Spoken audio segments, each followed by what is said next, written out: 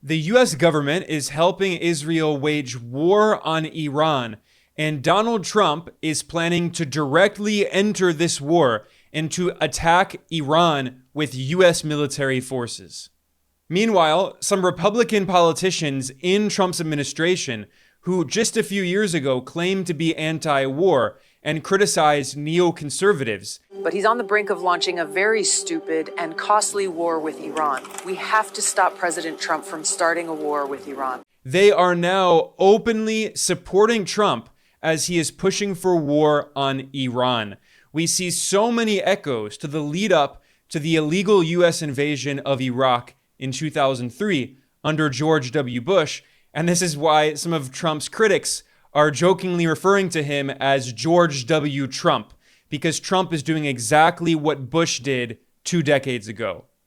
The Wall Street Journal reported on the 18th of June that Trump made the decision to directly attack Iran, and the US military was simply waiting for his order. Furthermore, the renowned journalist Seymour Hersh, who won a Pulitzer Prize for his reporting on the Vietnam War, he reported, citing US and Israeli officials, that Trump is planning to directly attack Iran. Hersh reported that this operation will, quote, entail heavy American bombing, end quote, and he also revealed that the goal of the US government is regime change. It's to overthrow the Iranian government and to physically remove Iran's supreme leader, Ali Khamenei. A US official used the term depart as the euphemism. They want to eliminate the leadership of Iran and create a new regime. And we can see how the US corporate media is manufacturing consent for this US war of aggression on Iran. In fact, Fox News, which is basically just Trump state media, it's just all propaganda for Trump, Fox News is now regularly bringing on the son of the former Iranian dictator, the son of the Shah, the former monarch who was installed in Iran through a coup in 1953, in which the CIA overthrew Iran's previous democratically elected prime minister, Mohammad Mossadegh, and the US put in power the monarch, the king, who was a brutal dictator, and he governed from 1953 with an iron fist until 1979, when he was overthrown in the Iranian Revolution. Well, now the US government wants to put in power the Shah's fail son, and Fox News is doing nonstop propaganda, and Fox News is referring to him as the so-called exiled crown prince of Iran, and they're even referring to him as, quote, His Royal Highness, end quote. So this is the insane propaganda we see from the Trump administration that is pushing for regime change in Iran. And I'm seriously getting déjà vu from back in 2003 with the lead up to the illegal US invasion of Iraq. And there was all this propaganda in the US media claiming that Iraq was developing nuclear weapons and weapons of mass destruction. And the Trump administration is using the exact same playbook. Trump claims that he has to directly bomb Iran because Israel doesn't have the large bunker buster bombs that are needed to destroy Iran's underground facilities. And the Trump administration is claiming that Iran is making nuclear weapons at these underground facilities like at Fordo, and they just have to be destroyed or Iran will get a nuclear weapon. This is exactly what the George W. Bush administration. Do you remember that back in 2003, Colin Powell went to the UN Security Council and he brought a little vial as a prop, and he claimed that this was evidence that Saddam Hussein in Iraq was developing weapons of mass destruction, WMDs, and the US had no option but to invade Iraq, overthrow Saddam Hussein, regime change, create a new government, create a puppet regime. Indeed, the facts and Iraq's behavior show that Saddam Hussein and his regime are concealing their efforts to produce more weapons of mass destruction. And in the process, over 1 million Iraqis lost their lives. Their country was destroyed based on lies. Iraq did not have weapons of mass destruction. It was a lie fabricated by the CIA and obediently spread by the US corporate media to justify an illegal war.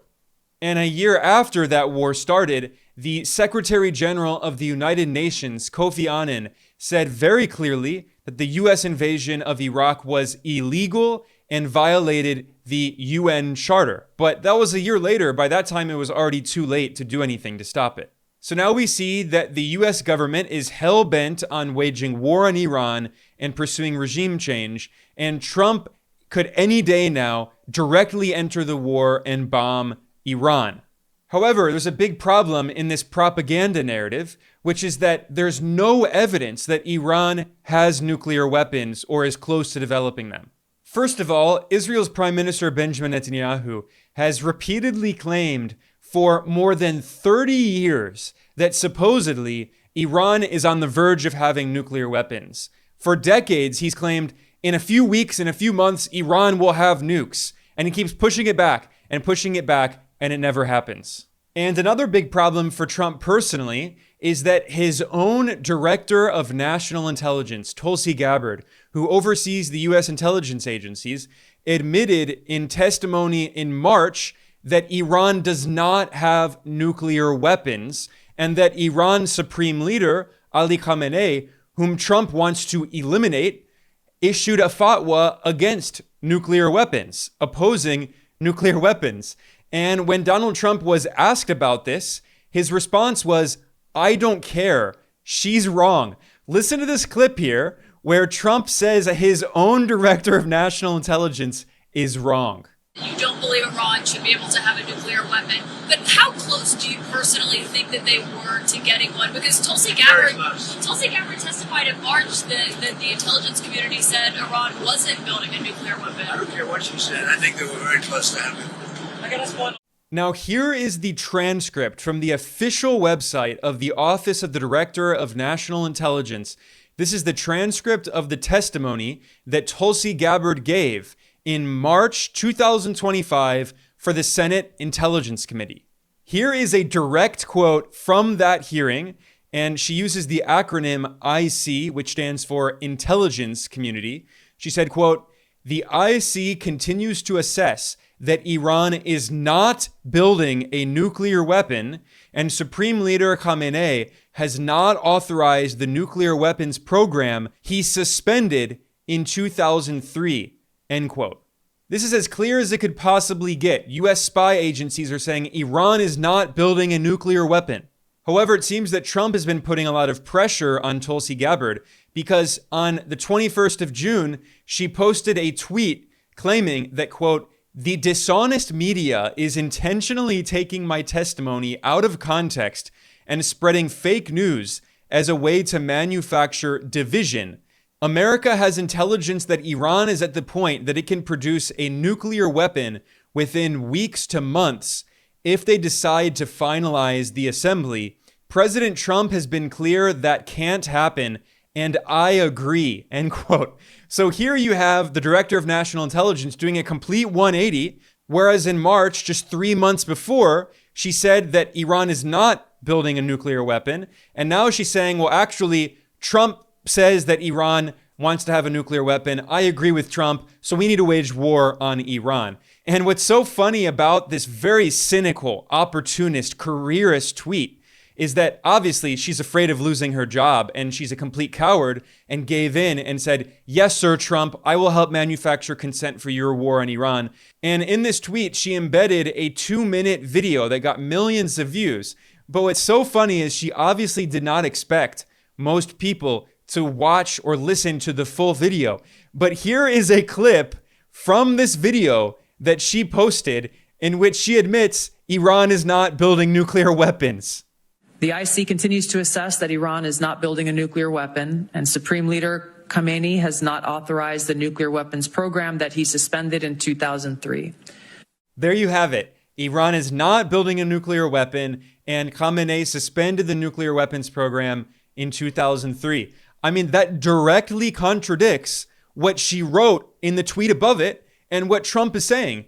And yet Tulsi Gabbard, she apparently knows this is a lie, but she's willing to spread this lie to keep her job in order to manufacture consent for an illegal war of aggression against Iran. Now, it's so obvious that this was a public relations stunt that was coordinated by the White House because literally 9 minutes before Tulsi Gabbard published that tweet, 9 minutes before, the official account of the Trump White House's rapid response team published this tweet saying, quote, DNI Gabbard's testimony has consistently backed up President Trump's position, and shame on the media for trying to twist it and misrepresent the truth, end quote. It's not the media misrepresenting what she said. She said as clear as day that Iran is not developing nuclear weapons. I mean, in this case, the media is for once actually doing its job and reporting that 3 months ago, the head of the US intelligence community said that Iran is not developing nuclear weapons. But again, this is all actual propaganda, actual disinformation to manufacture consent for war on Iran. This is what the Trump White House said in this tweet. Quote, DNI Gabbard has testified that Iran has produced levels of enriched uranium that is unprecedented for a nation without nuclear weapons. If Iran decides to finalize its assembly, the weapon would be weeks away from being operational, end quote.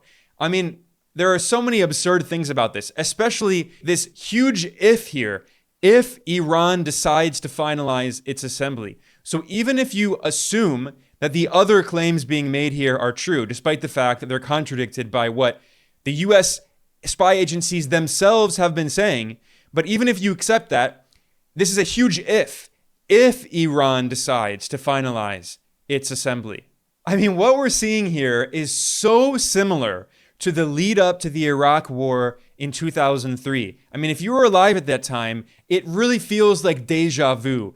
And what's so crazy is now the propaganda narrative, the disinformation is even lazier. It's even sloppier than it was back then under the Bush administration. And the cherry on top of all of this propaganda and hypocrisy is the fact that just 5 or 6 years ago, Tulsi Gabbard was harshly criticizing Donald Trump back in his first term as US president for trying to start a war on Iran. And Tulsi Gabbard was correctly condemning Trump as a warmonger and a liar.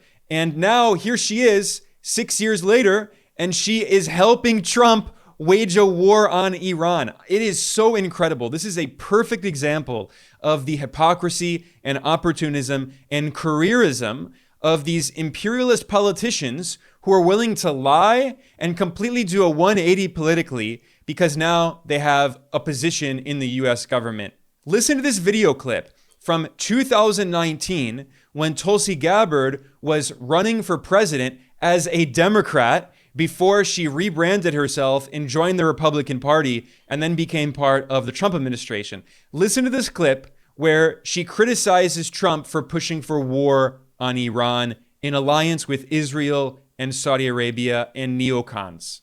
President Trump says that he doesn't want war with Iran, but that's exactly what he wants. Because that's exactly what Saudi Arabia, Netanyahu, Al-Qaeda, Bolton, Haley, and other neocons and neolibs want. That's what he puts first, not America. Here is another tweet and a video from 2019 in which Tulsi Gabbard wrote, quote, Trump promised to get the US out of stupid wars, but now he and John Bolton are on the brink of launching us into a very stupid and costly war with Iran. Join me in sending a strong message to President Trump. The US must not go to war with Iran, end quote. Here's the video.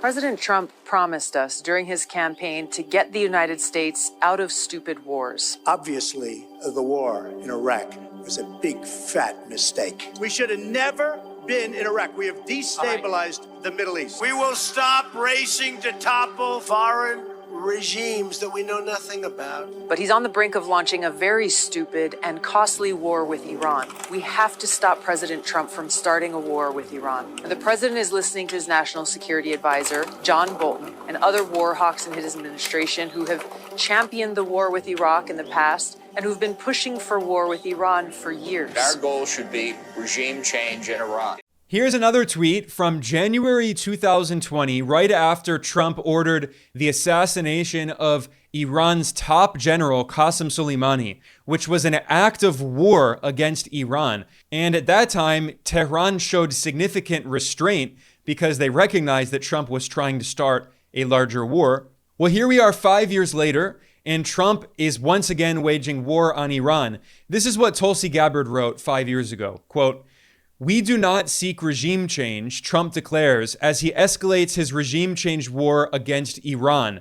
Neocons like Lindsey Graham and John Bolton are cheering. To all who voted for Trump because of his anti-war rhetoric, it's time to realize he lied to you. Stand with me against Trump's Iran war, end quote.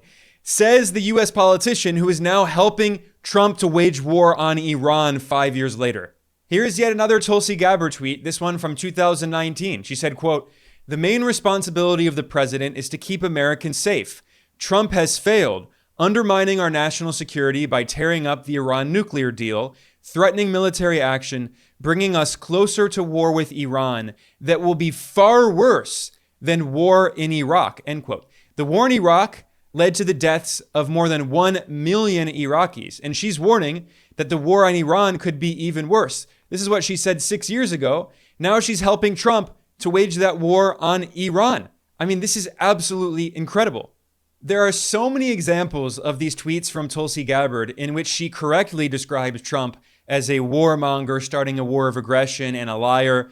And now, of course, she's done a 180. But I'll look at one more. This is from 2019. And Tulsi Gabbard said, quote, "President Donald Trump, your Iran strategy has been ill-advised and short-sighted. Change course now. Return to the Iran nuclear agreement before it's too late," end quote. And at that time, 6 years ago, Tulsi Gabbard was right. Trump is responsible for this war because it was Trump who tore up the Iran nuclear deal during his first term as president back in 2018. The Iran nuclear deal, which was officially known as the Joint Comprehensive Plan of Action, the JCPOA, was signed by the Barack Obama administration in 2015, and it was written into international law. It was not only signed by the US and Iran, but also by the other permanent members of the Security Council of the UN, which includes France, the UK, China, and Russia, along with the US, and Germany, plus the European Union. And then the United Nations Security Council signed the JCPOA into international law with a UN Security Council resolution that was approved by the US government. And yet it was Donald Trump who unilaterally withdrew from that agreement, sabotaging the agreement and reimposed sanctions on Iran, which violated international law. And what's incredible is that even after Trump withdrew from the JCPOA, Iran showed significant patience and restraint. And the Iranian government waited 1 year, and it was waiting and waiting and waiting for Trump to return to the negotiating table to join the agreement again, and Trump refused. So after 1 year of complying with the JCPOA, despite the illegal US sanctions on Iran, Tehran made the decision of partially withdrawing from the agreement that Trump had sabotaged. And since then, US government propagandists have accused Iran of violating the agreement that Trump violated in the first place, and now they're using this as justification to wage war on Iran. I mean, it's completely Orwellian. And here we are today in 2025, and Donald Trump is demanding that Iran return to the negotiating table and sign another agreement after Trump, the second time, violated these talks. The Trump administration, now in its second term, held 5 rounds of talks with Iran. And while it was holding these talks, secretly, Trump was planning with Netanyahu to attack Iran, to carry out this war of aggression. So why would Iran go back to the negotiating table when Trump obviously never truly wanted diplomacy? This was admitted by the Wall Street Journal in an article titled, quote, "In twist, U.S. diplomacy served as cover for Israeli surprise attack. Talk seen as a way to keep the peace gave Israel the opportunity to land heavy military blows," end quote. So Trump lied to Iran for months, falsely claiming he wanted to broker another agreement, and then he and Israel attacked Iran in a war of aggression, And now Trump is telling Iran to make a new deal after the US and Israel killed the Iranian negotiators who were trying to broker a deal. I mean, if you follow this news, if you actually know what's happening, it makes you feel like you're going crazy, because what the US government is doing is just lying blatantly in broad daylight in order to justify blatant crimes against humanity, blatant wars of aggression, blatant imperialism, and they expect you to have such bad amnesia or to be so ignorant that you don't know what happened literally 5 days ago. And they say, oh, we're the victim. Israel is the victim. Iran is the aggressor. You have to be a baby to actually believe that. You have to know nothing about what is actually happening as recently as last week to believe that supposedly Iran is the aggressor. And it's just a repeat of exactly what happened under George Bush in 2003 with the Iraq War. We're seeing yet another war based on lies, also like the 2011 US war on Libya and the war on Syria. And we can go on and on. Back to the Vietnam War and the lies about the Gulf of Tonkin. But if you want to get more information about why the US government is waging this war of aggression against Iran, in the description below, I will link to another report, another video that I did detailing the real reasons for the US-Israeli war on Iran, having to do with the attempt by the US empire to impose its hegemony in West Asia, the so-called Middle East, to overthrow the Iranian revolution and its government, to preserve the petrodollar system, to prevent de-dollarization, to divide BRICS. Iran is now a full member of BRICS, and to break up the partnership between Iran, Russia, and China. And of course, one of the main goals of the US is to isolate China as part of the new Cold War. I explained all of that in detail in another video, which will be in the description below. On that note, I'm going to conclude. I am Ben Norton. I am the editor-in-chief of Geopolitical Economy Report. I want to thank everyone for joining me today. Please like and subscribe. Please share this. I will see you all next time.